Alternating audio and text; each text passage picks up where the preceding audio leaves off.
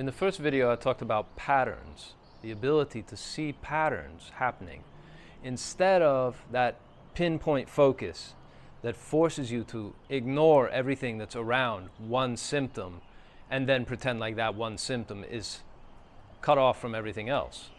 A pattern helps you see how this part of the pattern relates to that symptom.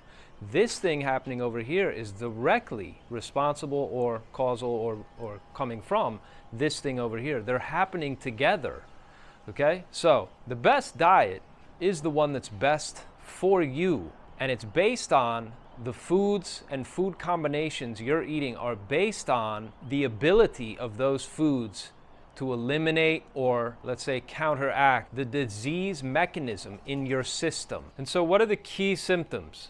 I said that your symptoms have meaning. What are the key symptoms? That if you pay attention to these, you actually have an advantage that no other treatment gives you, because you'll be focused on the root underlying mechanism. I'll show you a few symptoms here. Difficulty swallowing. Fatigue. Dizzy. Standing up. Cravings.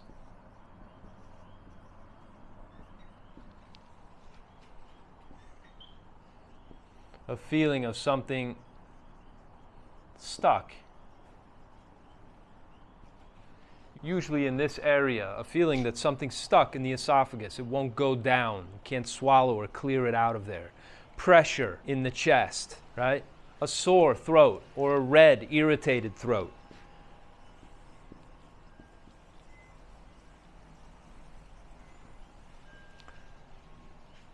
Early waking. Like around 3 a.m. Why do these symptoms have significance and meaning beyond something that's more peripheral, say, like acid reflux or joint pain or various other things that might show up that you would take a pill to block, to interrupt, to stop the body from doing what it's trying to do, right? When you get to that point, when you have to take medications to stop the body from what it's trying to do, it's already too late, and that's the basis of chronic illness. And that's what you're treating. You're treating the things that are causing all of the downstream effects. But you have to think about it a different way. The liver's job is very, very hard work, and it creates heat. This organ in particular is always there's always something causing too much heat in the liver.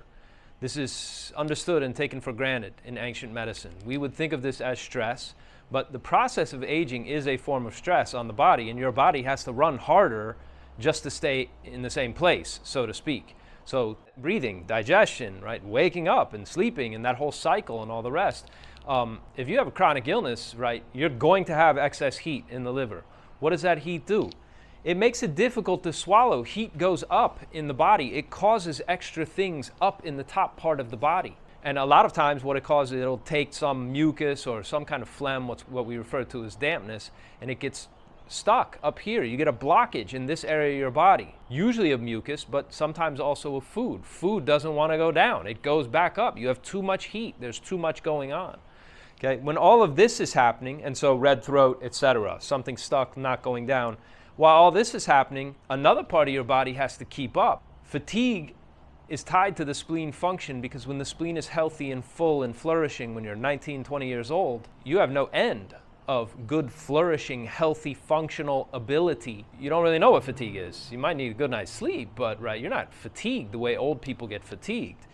So while this thing's running out of control, it's not doing that by itself. It's having an effect over here, causing the body to slow down, to break down, like I can't keep up, right? That feeling that you get as you age, like I can't keep up, I can't recover the way I used to. That's fatigue, that's tied to this. These two things are tied together, okay? Dizziness, standing up, that's also a sign that the spleen is very tired, it's very weak. You stand up and you're like, whoa, I got dizzy for a second. Yeah, because you don't have enough good, healthy activity, healthy function in the body that allows you to stand up and not have a temporary loss of blood to the brain or whatever, right? It's referred to as not hypertension, which everybody thinks of with high blood pressure, you're hypertense and your blood vessels are constricting, and then your blood pressure goes up, right? This is hypotension. You're so tired, your body's like slack, right? You get up and your veins can't keep the blood stream, right? Doesn't get up with you, right? That's fatigue. That's deep, deep fatigue. That's tied to this organ. And it's coming from here. You have cravings. One of the ways you stimulate the spleen back to work, right, is you take sweets. So if you crave sweets, that's your body's attempt to try to get the spleen jump-started, right? You take a little sweets and, I got a nice sugar high now. It's a great way to get diabetes. And obviously the body craving that, you have to be smart enough to understand why you're craving sweets and how you're gonna get your spleen to recover on its own anyway.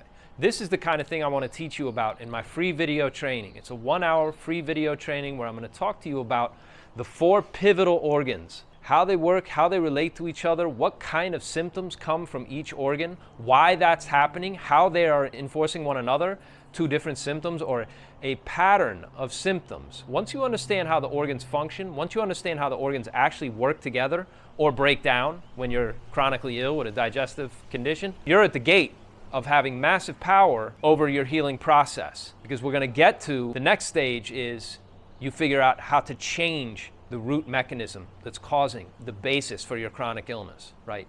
These important symptoms, some of which are subtle, but all of which you can recognize and then understand or interpret the meaning of, and then take action to counteract it so your body heals on its own. The great news about this approach is that your body does know how to heal on its own. It's really good at it. And nobody's ever taught you that you could consciously direct and target the way your body's healing ability is used.